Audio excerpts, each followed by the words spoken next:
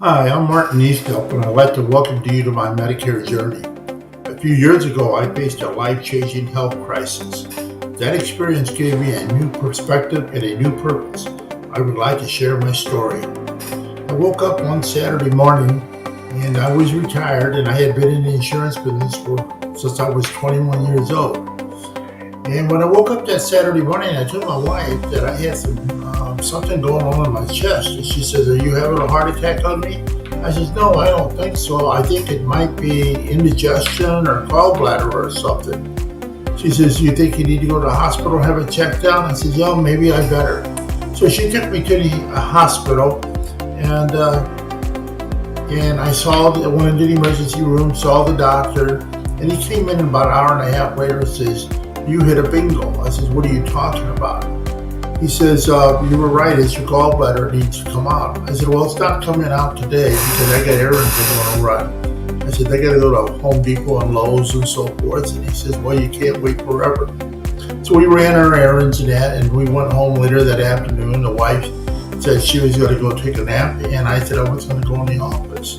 A half hour later, I was in her telling her that it was starting all back over up again, and she says, "You think you should go back to the hospital?" And I said, "Yeah, maybe I better." So I went back to the hospital. That was at a Saturday afternoon, evening.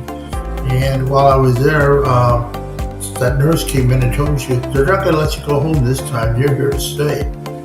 So Sunday morning, they're making a bunch of ruckus in the room, and I said, "Well, what's going on?" And they said, "We're getting you ready to go to surgery."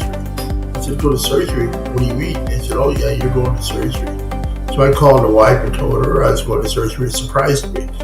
So anyway, they took me to surgery on Sunday morning, and on Monday afternoon, the hospitalist came in and says, "You got to go home today."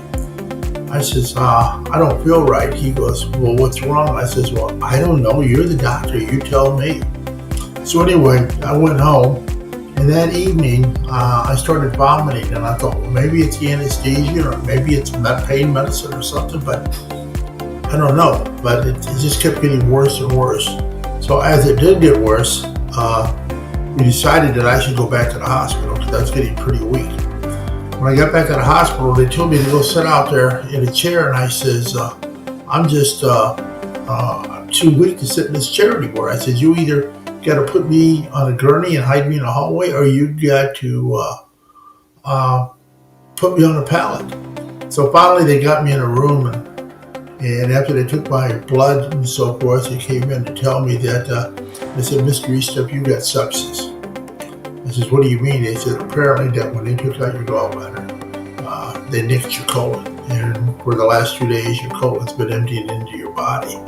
Basically, what they were telling me is that all of my organs were poisoned. I wound up spending 35 days there. I had to have a major surgery, an exploratory. They were looking for the leak. And I spent 11 days on a ventilator and 21 days in a coma. They finally got me down to therapy, and when they took me down to this gentleman, he says, "I want to talk to you about what we're going to do." And he started telling me this. I said, "Whoa, wait a minute." I said, "I can't do any of that." I said, "They're putting me in a sling and lifting me out of bed to put me in a chair."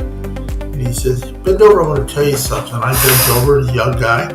He says, "Yeah." He says, "I want to tell you something right now, that your ass is mine and you'll do what I tell you to do." I backed up and I said, "Whoa, let me ask you a question. Did I sign up for physical therapy or did I join the Marines?" Well, him and I became very good friends, and he helped me a lot. About 6 months later, the wife asked me to come in the kitchen if I could help her with something. I said, "Sure, what's going on?" She goes, "I got all this paper from Medicare and I don't understand it." And she says, "You think you could help me?" And I said, "Yeah, I think so." So I looked at it and I said, "This is what I'm going to do." She goes, "What are you talking about?" Well, I told the guy upstairs, I bartered with him, that if he'd help me get out of this mess that I'm in, that I would do something to help people. And this is what I'm going to do. I'm going to help people,